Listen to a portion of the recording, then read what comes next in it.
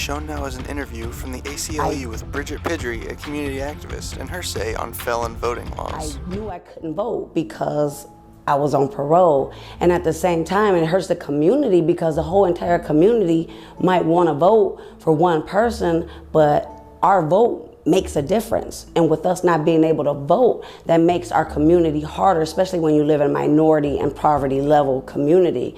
It makes it really hard because in those communities you have a high rate of convicts, criminals, people on parole, probation, all things like that. And it hurts the community because the people we might want to vote for, we can't, and the person that we're against might win, and then it destroys our community by the things they change. In 2000, the presidential election between Al Gore and George W. Bush was decided by 537 votes in Florida, a state that had 750,000 disenfranchised voters at the time.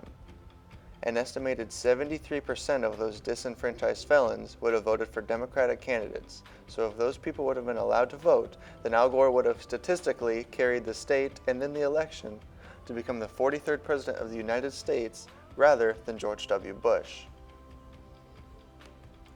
There are 5.85 million American citizens that are unable to vote due to disenfranchisement.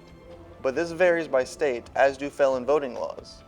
As shown, there are 2 states that allow those to vote while in prison through absentee ballots, 36 states plus DC that allow those to vote after they've gone through incarceration, parole, and probation, and finally, 12 states that permanently take away voting laws from anyone who is incarcerated. More in-depth is this image that shows the exact states and where they stand on the extent it takes for those to be able to vote, if available, after being incarcerated. Our belief is that each state should allow felons to vote after they have served their sentence of incarceration and do not violate their parole, similar to Indiana and the 13 other states, along with DC, that believe in this as well. Where do you stand on felon voting laws? Let us know by texting Nifty Swamp 525 to the number 22333.